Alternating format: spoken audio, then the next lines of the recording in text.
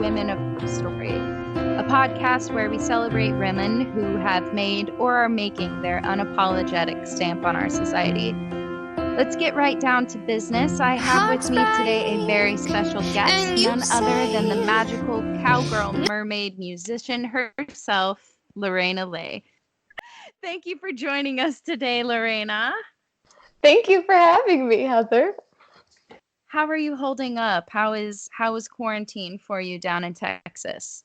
It's been pretty good. I've never been so glad to be currently living with my parents. I have to say that.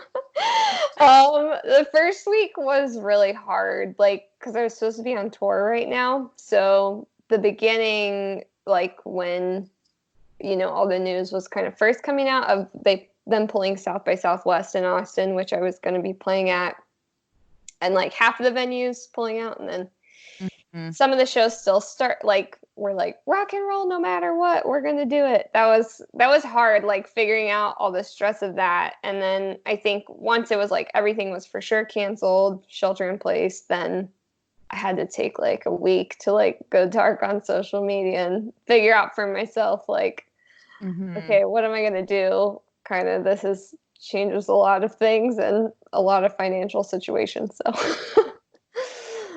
yeah.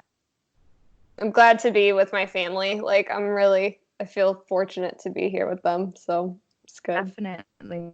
Definitely. So you've recently released an album called Water Theory. I've noticed that water is a continuous theme in your music, old and new. What is it about water that keeps you inspired?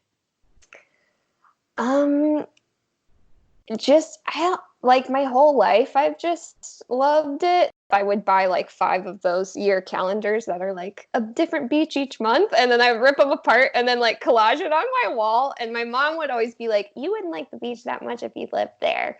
Then I did live at the beach once I moved out to Rockaway when I was living in New York, and I was the whole time it's never was there a single day I went to the beach that I was even when it was the dead of winter taking my dog on a walk, there's nowhere else I would rather be in that moment, or going out surfing or going for a swim, or it's just the best. So I still feel that.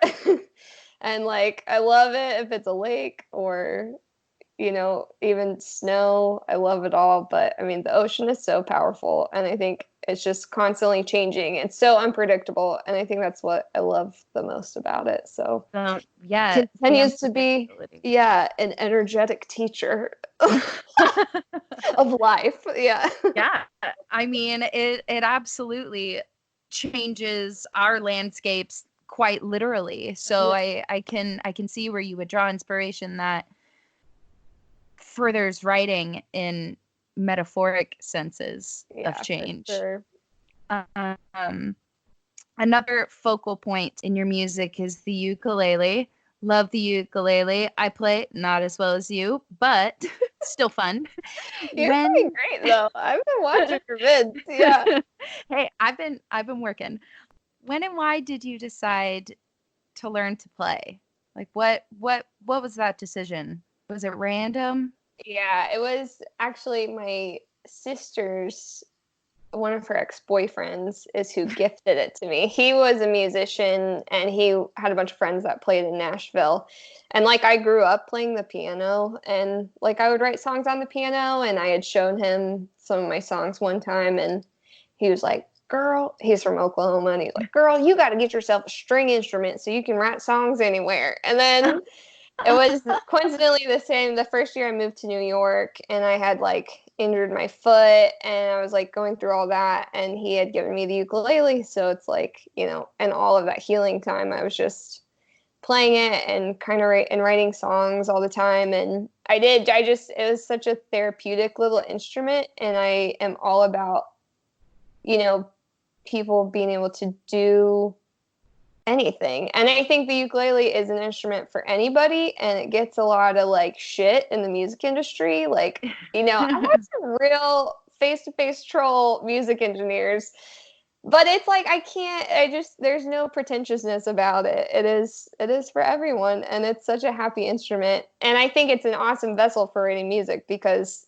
it's in it's not in the standard tuning like of a guitar, and there's just Mm-hmm. a lot of new opportunity for ways to like create with that little toy. But it's a real instrument, so yeah, it's great. Yeah. Yeah. So you mentioned your initial move to New York. So you started your performing career in dance and musical theater.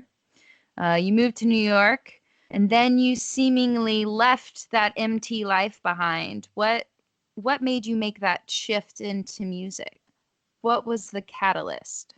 So my first year when I was going to Albanese and training there, I just had like a slew of injuries and I could not stay well. And that really like sent me into a pretty like intense burnout and depression. And when I went back to New York, I went back because they were starting the BFA dance program at Pace University. So I went to do that dance program. And it was really at Pace that I just realized, like, what the frick am I doing? I just didn't, I was doing some here and there, like auditions and little professional side gigs, like flash mobs or, whatever little paying dance stuff. But I hated it. I was so like PTSD, I think, from dancing on a broken foot for that first year that I was up there, and I was hurt the whole time. So I don't know. That kind of, it was the summer before what would have been my senior year at Pace, and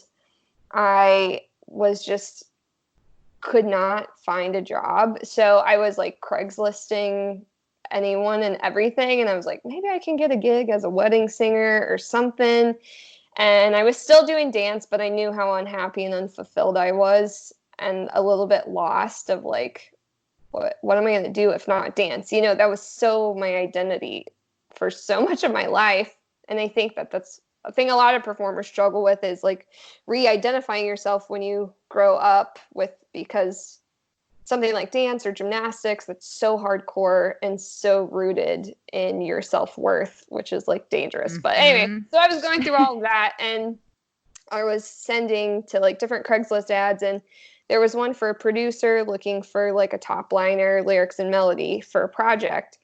So I like sent him just a video of me playing and singing the ukulele, like pretty bad, it's just like with my computer. And anyway, he got back to me and he was like, yeah, let's meet up. And, it was from Craigslist. So I'm like texting my sister, like, this is my location. Like, if you don't hear me, like, I'm like, I'm in a bad situation. Like, so anyway, but I went, and it was Renee Verone, who was the first producer of my EP, Bella Vista, that I released in 2015. So anyway, we hit it off. He was doing a bunch of commercial jingles for different companies. And so he's really who I first started working for, kind of interning for him and working for him on some different projects. And we had done a song together to pitch for a South American McDonald's commercial, and we didn't make it, but we were like, oh, the song's pretty good.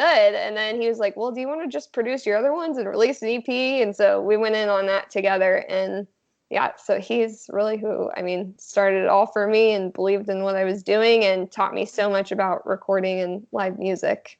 So, I also find myself wrapped up in certain identities that I've created for myself in different performing ventures. I also, spent a long time specifically being like dance, dance, dance, and that's always such a difficult decision to make. Did that affect your moving forward into your musical career? Find um, yourself looking back on it and being like, but this is what I spent 20 years of my life doing. This is what I was supposed to do, and now I'm leaving it. Did you find yourself questioning that part of it? yeah, I think that there's things that like we hold on to, and then there's like moments that happen in your life where like now I felt at the time, but I look back on and I'm like, no, like it wasn't just a decision and then I kind of went for it. It was like an energetic shift in the universe, and my life like peeled open and like went a completely new route. And that for sure first happened for me when I decided to change my major my senior year. And it was because, so I was supposed to do the BFA dance program, but with because I had transferred in, blah, blah, it was looking like I would have had 2 more years. But that summer I had started working with Renee, and I was like, I hate dancing. Like I love to dance, and now I see that now, but I had so much trauma that I hated myself in class. I hated dancing. I couldn't deal with the pressure of, there is some really toxic behavior in the dance industry, and I couldn't handle that pressure from like the choreographers and certain teachers, and so it was a big deal because I had worked with Renee all summer. It was like a week before school was going to start at Pace, and I was just like, and I had gotten a full-time nanny job, so I was working and making good money, and I was just like, I don't want to be in college for 2 more years. I don't see a point, especially for an entertainment degree.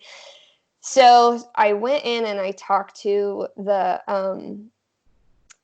like one of the school counselors, and he was like, okay, so I don't know if you have any other option. Really, your fastest is going to be able to do the BFA, blah, blah, blah. But then he like did some digging, like made some calls all while I was there just to, oh, no, I left. And then he called me like, okay, come back in. I think I know what we can do. And like, I cried to him. Like, I just don't know, but I feel this really strong spiritual thing for music. And like, I know I sound crazy, but will you believe in me? Like, I just met this producer, DDD. So he like figures it out how there's some loophole, and it's the last year Pace is offering it, where you can build your own major if you had at least 36 transfer credits, which I did. And it was the last semester that they were offering this. And so I got technically a Bachelor of Science degree with 2 minors, one in dance and one in arts and entertainment management. It was like, what? Yeah, it was. And he too was like, he was like, I've been a counselor for 10 years here. I didn't even know this was possible, blah, blah, blah, blah. So it felt, like that was a moment of like, okay, like I've been chosen for this path on it, like I'm just like, this is where my life wants me to go. So like, I'm not going to resist. And really the tipping point for me too was when I went in to tell one of the program directors that I was quitting the dance program, and she thought it was because I was like sleeping with that producer, and I was like, what? No, I mean, I just will never forget her response. And because I was like crying, like, I've been making this decision, I'm going to leave the program, but I would still like to do these classes if okay, blah, blah, blah, blah. And she was like, Lorena, you don't have to like demean yourself by like, because you have a crush for the moment. I can't remember how she said it, but kind of like with a like, some eyebrows. And I was like, I went like, what? And I was just like, no. Yeah, I'm like, okay, my mind is made up, because if this is what you think of me as a student and that would be in my character, you obviously don't understand the journey I'm on. Obviously, I'm not meant to be here. This isn't part of my path. And I love Pace's dance program. It's amazing. It's amazing faculty. But for me at that time, like, it just wasn't right, and it wasn't my place, So yeah, that was all kind of, so then I ended up graduating by taking 22 semesters of 22 hours, and then I got finished with school. And that was when then I moved out to Rockaway, and I built a band, and I started gigging a ton. And it was just like, yeah, I don't know. But it was hard because I still worked dance teaching jobs, and I loved dancing, but it was like broken for me in a lot of ways. So it was kind of like figuring out which pieces I wanted to keep and which pieces I needed to like shed, I guess. It looks like you found the pieces you wanted to keep, because a lot of your music videos have major dance elements and major movement and creative movement elements in them. Yeah. So it looks like you've been able to find that primal love for dance again, which is why we all start that path anyway. Yes. That's where you want to be in. every year you release a hysterical original Christmas song and music video. How did that even come about? Oh my Because God. I look forward to them. I find them hysterical. I'm so honored that you feel that way. I'm so honored. Yeah, I just the first year, it was so random. Like I was working for a woman who I would like film different aspects of her business, film and take photos at their events. So she actually bought me my first camera, which is a Canon T5i, and I love it. It's a Rebel camera, and it's just like easy to shoot with. And so that fall I had started working for her, and I had this new camera, and I just got like really obsessed with making stuff. And one of my friends, Louis, who also he's a choreographer and dancer, he's an incredible artist and friend, and he was in the city, and I don't know how I just like messaged him like, hey, do you want to film me like doing this thing, like singing with strangers in New York? And he was down, and then my friend Haley got down to like hold the boom and do sound for the whole thing. And I don't know, it just I cannot even remember. I think because I think I recorded a few different covers like with my band at our rehearsal space, and then it just like I don't know what I was like, well, this actually sucks. Like the recording of it kind of sucked that we had done with the band. So I was like, how can I fix this? Because obviously this live version of us doing it in the studio is not going to work. And then I was like, SantaCon. So then everyone was down, and so we went around and sang with all the Santas. And now I don't know, like it just turned into a tradition. Yeah. I think one of my favorite, I don't know why it's so burned into my brain, but you are in like, so you've like stuffed your shirt. I think it's from that first one. You like stuffed your Oh, shirt to have a belly, and you're that was the literally second year. rolling around on Yeah, the yeah. on the platform. So Oh, that was because the first year I did like War is Over, and I just sang with a bunch of different people. But the second uh-huh. year, that was, I forgot. Yeah, so that was like, I was just like, oh, I think it's going to be a SantaCon thing. Like SantaCon happens every year. I just was like, yeah, this is what it's going to be. And then, yeah, so that year, my friend Sarah was like, yeah, I'll film you. And just for like 5 hours, we went around SantaCon and me dancing with random people. And my friend Simon and I had just recorded that song in my closet. So, yeah, thank you. Yeah. It's blossomed into some actually like really high Real quality production. real production, really great. This last year was looked like it could have been made into like a Hallmark movie parody of sorts. So Oh my God. My dream. I know when this last year, or was it last year, when Casey Musgraves did her Christmas special on Netflix, I'm like, this is my dream. I hope someday I can have this dream. oh my gosh. How did the cowgirl mermaid persona start? Like one year when I was living in Rockaway, and one of my good friends from Keller High School here in Keller, we were friends from Texas, and he had just started living in New York. He got like mugged. He was living in some kind of shady apartment in Bushwick. I don't know. He got like mugged and robbed, and he was like called me, like, Lorena, I don't know what to do. Like, and I'm like, well, I'm actually about to go home. So if you come move in with me, you can watch my cat while I'm gone for my sister's wedding. And like, then we can be roommates for a couple months while you figure it out. So he moved in with me, and he was somebody who we had like done a music video together. And I don't know, we were like talking one day, and he was telling me how one of his friends was like, so what do you call like the girl's music that you're doing this music video for? And he's like, it's like not really pop.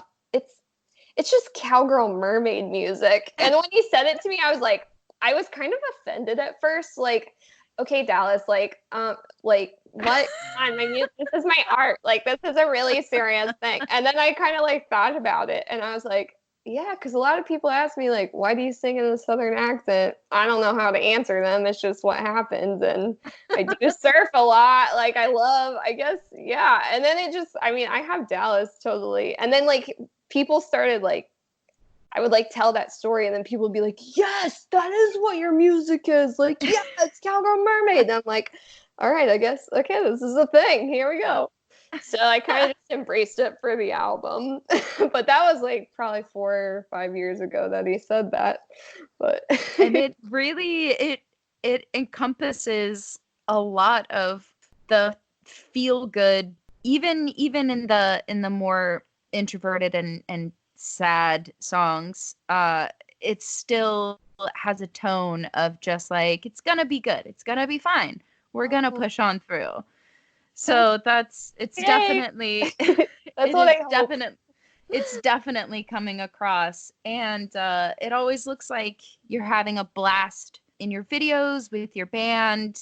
You guys must have great chemistry. How did you meet them? How did you guys come together? Yeah, I've had a few different like bands, Lorena Leigh bands, I guess. My first band was with Renee. We built for my EP release in 2015, and I was like, so Renee's older. He's like in his late 30s, but or early 40s now, I guess. And so it was like him and a bunch of his friends who were even older than him, but like shredder musicians, like so good. So we were originally Lorena Leigh and the Dinosaurs, and like yeah, and but then obviously they all were older and have like no pay gigs and all this stuff. So Yeah. then I like it kind of just trickled in. Like somebody couldn't make it for one gig, so then I found a replacement for this person, and slowly but surely it then ended up with my band that is my band now. Actually, all Ernesto, who produced the album, is who plays keys, and I found him through Simon, who used to play guitar. But the other three that play bass, drums, and guitar are all from Craigslist. I have had such good luck with Craigslist, and they really like they recorded on the album. We played like a ton of gigs that summer before I started recording the album, and like they're like my best friends. I just like they were all supposed to come down here for this Texas tour, and when we played together for the album release in New York in November, it's like family. I mean, that's like the most important thing. I don't think anything's really worth doing with other people unless it's other people you like, Yeah. And like I love them. I would die for all of them. They're just incredible people and musicians. And yeah, so that's how I ended up there. So those are good people to be on the road with, and you're definitely on the road a lot. Where are some of your favorite places that you've journeyed?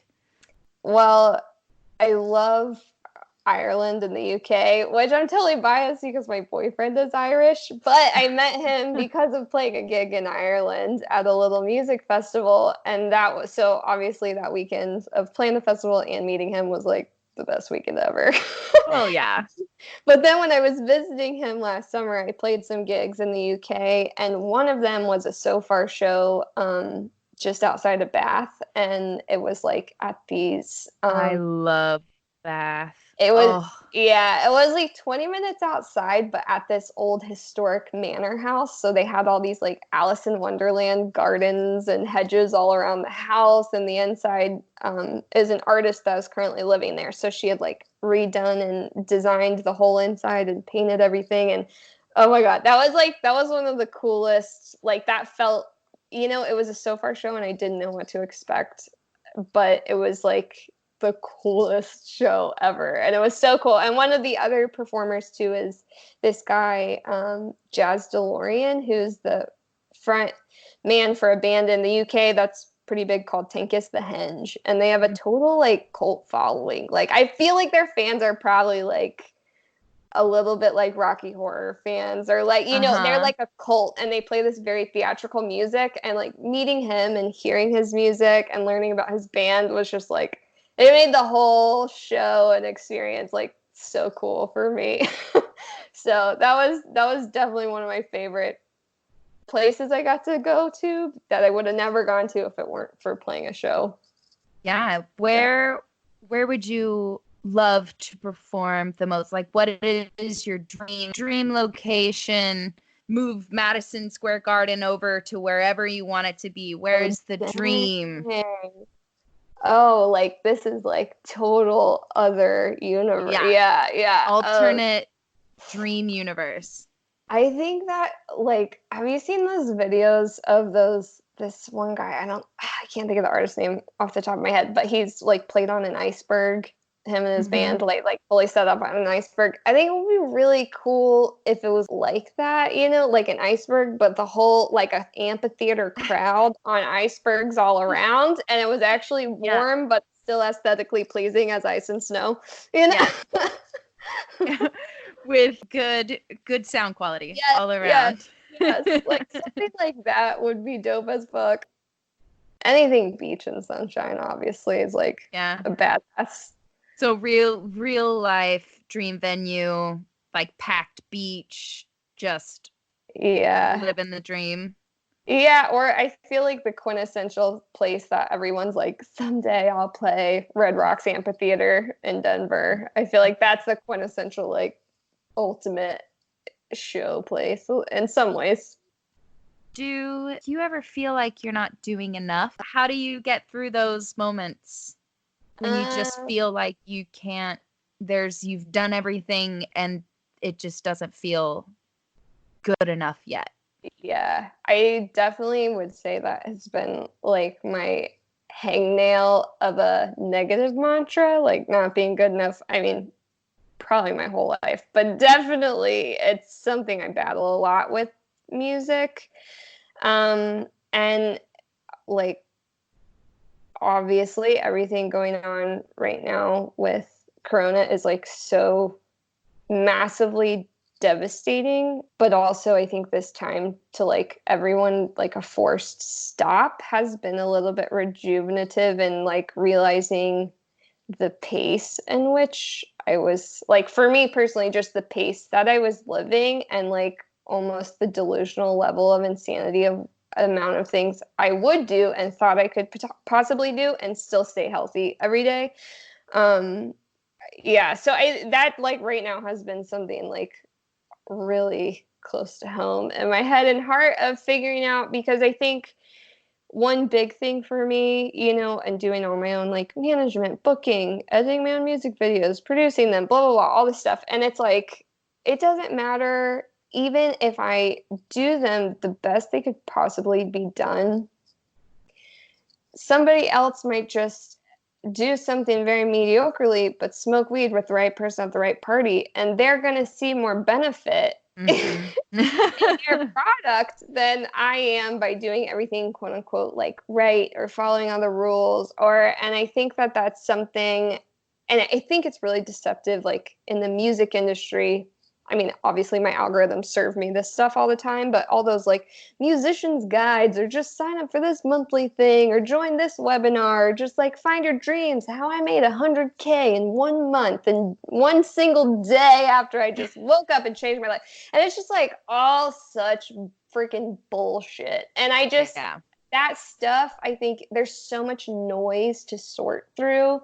And the biggest thing for me with figuring out like what is good enough really isn't up to anyone except for me. And there's no Mm-hmm. like list of rules or list of anything that anybody could ever give me that I could follow, because their rules are going to be totally different than the rules that I know in my heart are meant to be followed. Yeah, And I think, absolutely. yeah, that was something I kind of I just thought of because I just said the lyrics of the song out loud.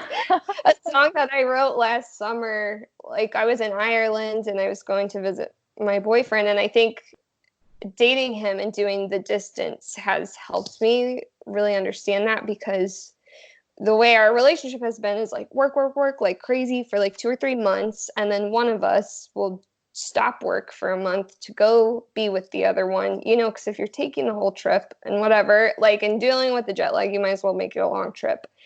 So it's like, I always just work like insane, like crazy. And I went to go see him in summer, and I then got hit with vertigo, which I've never experienced. And it went Mm. on for like 3 weeks, like really crippling, when I first got there. And that was kind of my first inkling of like, what I'm doing is not sustainable Mm-hmm. long term for me.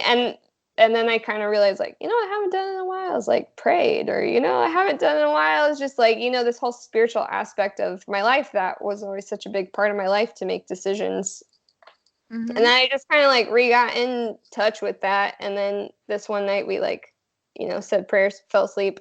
And then I, in the middle of the night, like woke up and I'm like, I have a song to write. And I like went downstairs and I wrote the song, and I did on my voice memo like 5 minutes, and then I was like, okay, that's done. And then I went back and listened to it, and I was like, I don't know, the song might kind of suck. You never know. Like, do I like it? Do I not like it? I don't know. But then I think that that's something of like, you can't control what's good enough or meant to be in that instance, because I wrote that song, and then like a week later, a mutual friend connected me to a producer there in Ireland who was like, oh, yeah, let's record something together while you're here, blah, blah, blah. So I showed him that song, and he was like, yeah, fuck yeah, let's do this. So then we did it. I mean, it's not out yet, but that is essentially what the whole song is about. The lyrics are, the illusion's been that it's up to them, but it's up to me. And it's like, that's just, I mean, it's like, I feel so corny and like also narcissistic to quote my own lyrics right now, but it's something that is relevant that I'm trying to like teach myself, I guess. And it's something to remember. And like, I like to sing that song because I feel I forget that notion a lot. And then I'm like, well, yeah, remember to fuck everybody, just do your own thing. Like, but not to be mean to anyone, but to just follow my own heart, I guess, because things will fall into place when they're meant to. And when I feel like I'm just really against the current, it's probably because I shouldn't be like I don't think we have to work that crazy hard. And like I have, I've been at this for like 6 or 7 years with music, but it's been like a crazy decade. And I think just like standing back and being like, I have worked really hard, and if it's meant to be, it will be. But if it's not, like, I want to be flexible to go where I'm meant to go in life and to do what I'm meant to do, and not be hell-bent on something I promised myself 5 years ago would happen. You know what I mean? Yeah. It's a really long answer, but no, that's a great answer. On a flip side, have you ever had a moment where you're like, yes, hell yes, I'm amazing. This is exactly what I'm supposed to be doing. This is exactly where I'm supposed to be. Have you had some moments like that? Yeah, definitely. I mean, I don't think I would still be doing this if I didn't have those moments. I did like, it's hard right now in where I am, because in January I did this energy healing session with this woman that I had actually met when I did that UK show, last summer. I re-met up with her because I was in the UK playing some shows, and I'm like, oh, remember me? I met you. You told me you're an energy healer, blah, blah. It's very bizarre spiritual, like, last 8 months that I've had. And so I did like a session with her, and it was so intense, and I've never done LSD, but I would assume it would be similar to my experience with her. And I think that most recently was like a real moment of clarity where, I just felt in what happened in the session, like out of body, kind of like on the right.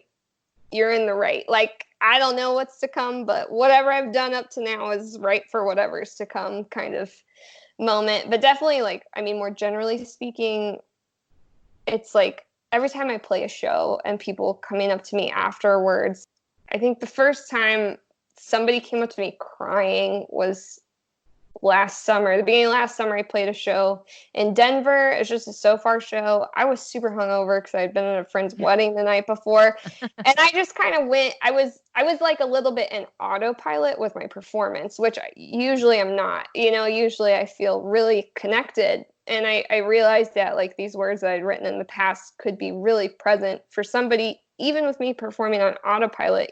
She came up to me crying, and I was just like, thank you for having the courage to tell me this, and to tell me that this has like filled you and it's relevant to you right now, because that gives me faith in like the greater purpose of things, and that what I'm doing, and I'm doing the right thing, instead of being like, oh, I'm too drunk, or like or not drunk, but like too hungover, or like I'm too tired, or like all those things. It's like, even there in the time where I don't feel like I was at my peak performing, somebody had one of the most peak experiences that I've seen come up to me that had the courage to share what had happened in her life and how it resonated with her, and how she took the song was not, my intention fully, but I was like, wow, like this is awesome. So I think all those little moments, anytime somebody's at a show that comes up to me and shares with me their experience, or if there happens to be some industry person there, it's like I'm playing a show for 5 people. One of them happens to own the biggest radio station or something. And then I connect with them. It's like, okay, it's not all lost. It's, no moment can be taken for granted when you're like bearing your soul doing anything. And I think with music, it's very much that. And you write your music. You mentioned earlier a story of waking up and writing a song. I'm assuming your writing process isn't always like that. What is it generally like, and has it morphed over time? I've never, that doesn't happen. Ever waking up. I mean, I feel like that's the famous story of oh my God. Frickin' hey, it's like my mom's favorite song. It'll come to me later. I just gotta probably in the middle of the night. I'm trying not to Google things so that my brain synapses fire better, because I feel like I can't remember anything lately. But I just let it come. But anyway, so to answer your question, yeah, the process usually, like initially when I first started writing a lot when I was living in New York, I feel like anytime I walk, I like get a song kind of in my head, or like a melody, or maybe somebody says a word and then it bops around into like a rhythm or something. But yeah, in the last like couple years, it's really anything. Ernesto, my best friend, and he produced the album, and we worked together a lot. And I did a song last year that I sent to him. I had written the whole lyrics and I had all the chords, and so I sent him a demo, like piano and voice. So he starts building out, producing it with like more synths and adding some beats and whatever, him and another producer. They had sped it up a little bit. I didn't realize when we were going back and forth with recalls. When I went to meet up with him in person about it and then like get all geared up, I'm going to record the main vocal. And I'm like, 25.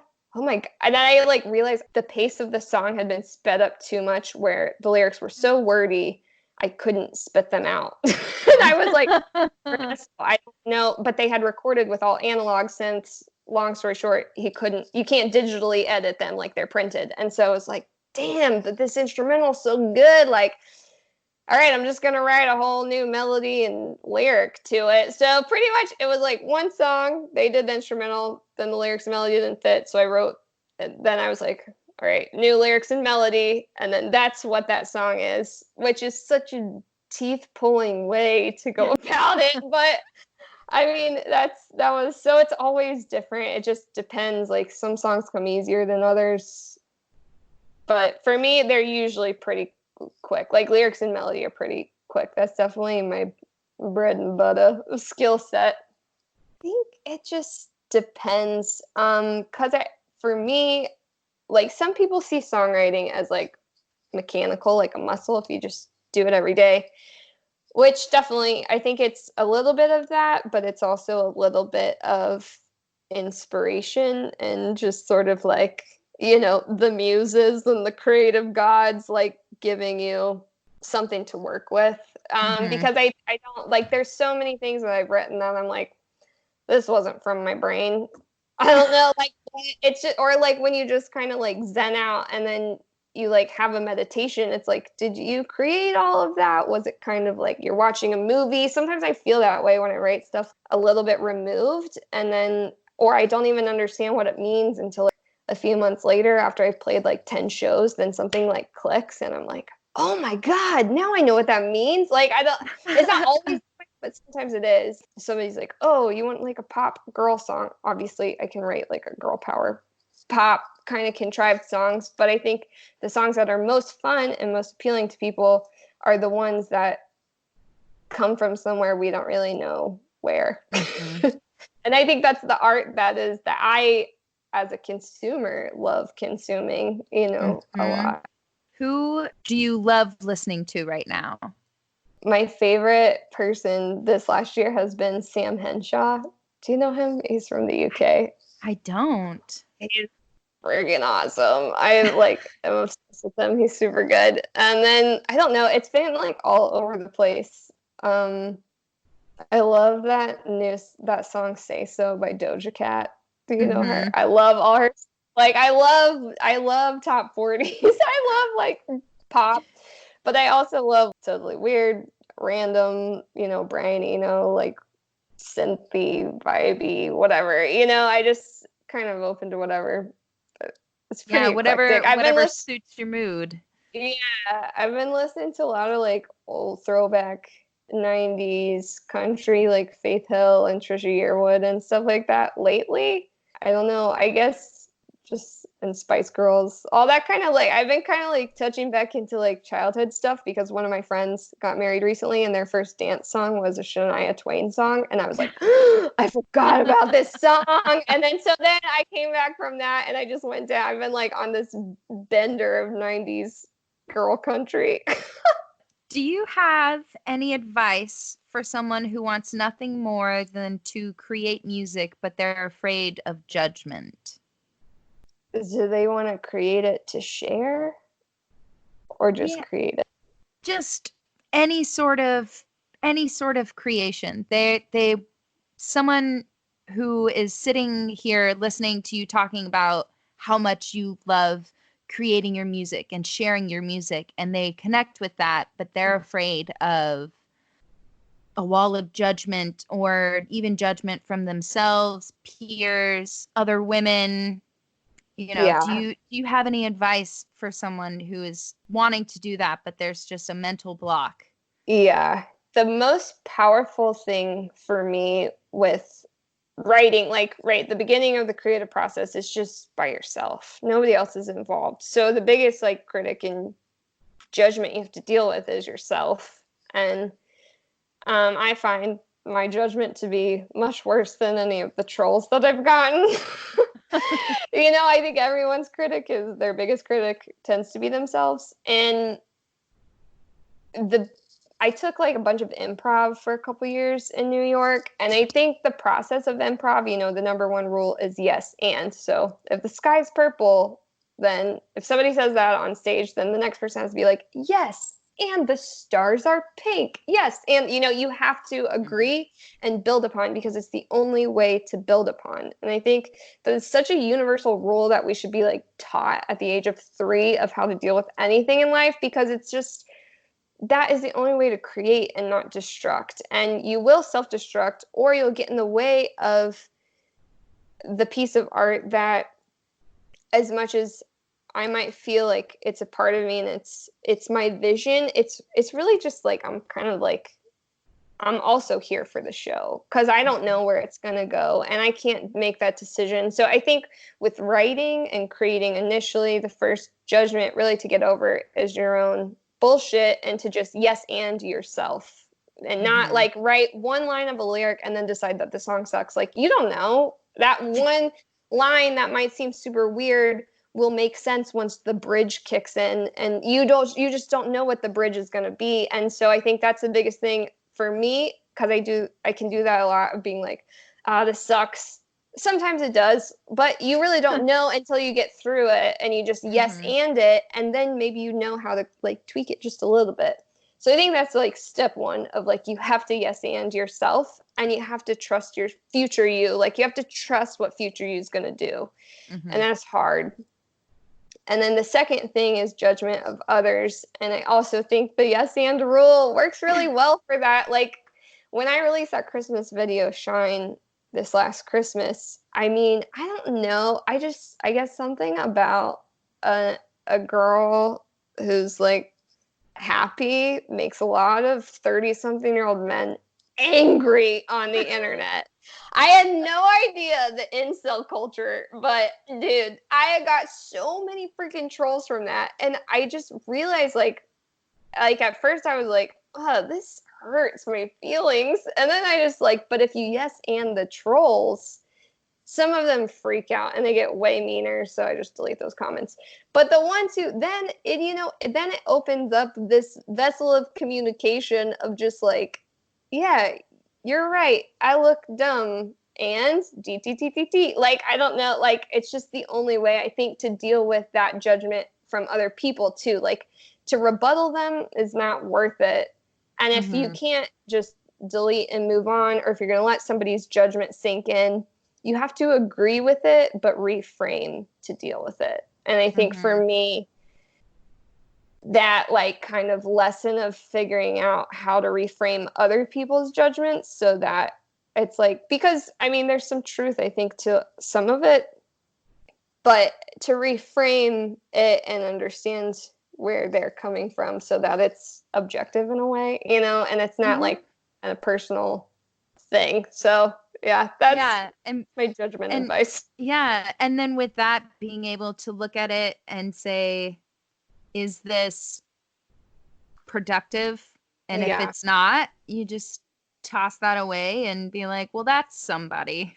Yeah. Like, whatever, it's fine. I feel it's hard now too, though. Like, social media, and because there's a whole culture of people that like group together and are like, yeah, we're trolls and we want to troll, and our whole thing is to troll. And I think like that definitely, when I first started playing the ukulele and uploading YouTube videos, I didn't even know that people could comment. I didn't even realize, I didn't know how it worked. I just didn't understand the platform because it was so new. And now I think anyone who's like starting to create, it's way more daunting.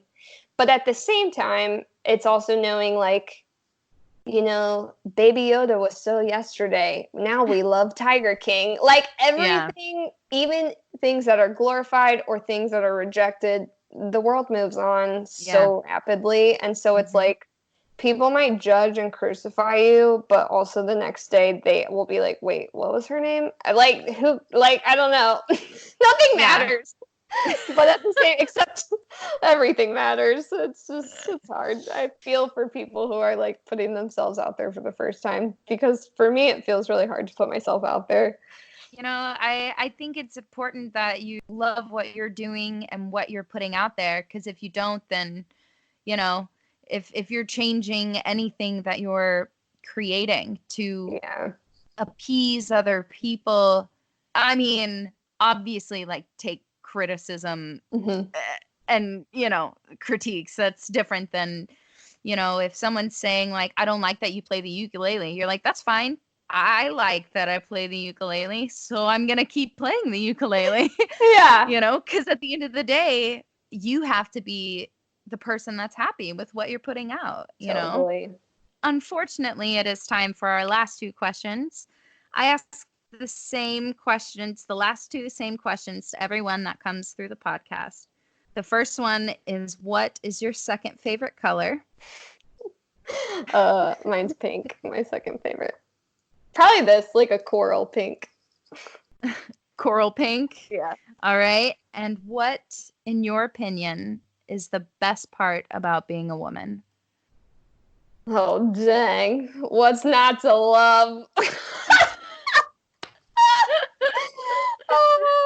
Oh, God. Having my period, love that. No, I'm just kidding. Being a woman is actually, like, I say that jokingly, but I would not want to be a man. I have to say, like, as being a girl is awesome. I'm trying to think, like, in comparison, I love being able to like multitask, which I feel like my boyfriend can't do, which is cool. I think we just have like a knowing of emotion and a knowing. It's easier for us to tap into like kind of the unseen between people, I guess, or the unspoken between people. And I like having that womanly sixth sense of like, I can like tell what's going on. Like, I don't know. And maybe, you know, I just think we understand those unsaid things a little bit more in general than a lot of men do. You know? Yeah.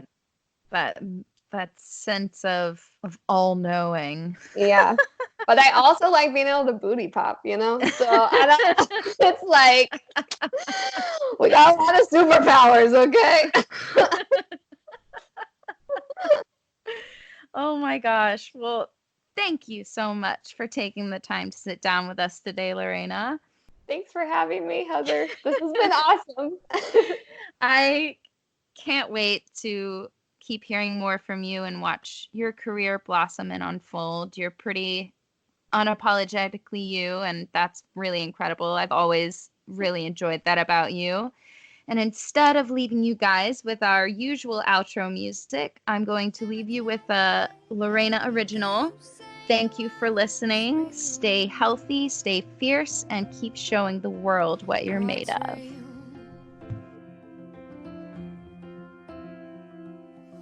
A deep ache, and I say, oh, levitate me away from here. From here, I'm cool in your sea, and I'll follow you wherever you tell me you want me. I groove to your free, and I'll follow you wherever you tell me you want me. Oh yeah.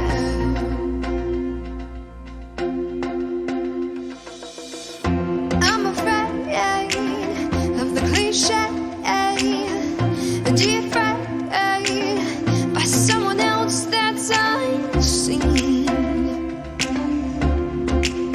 Does that make me disappointing?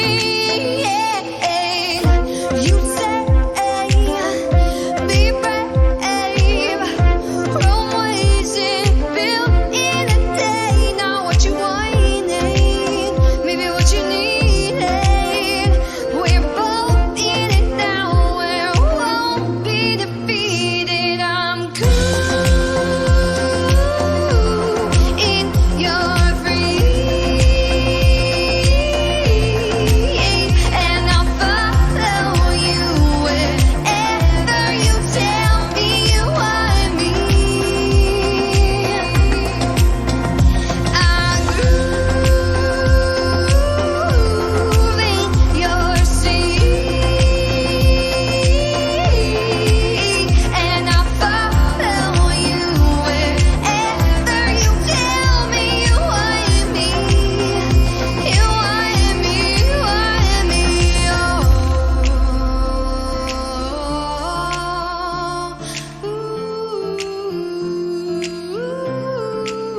Wasn't what I wanted, maybe what I needed.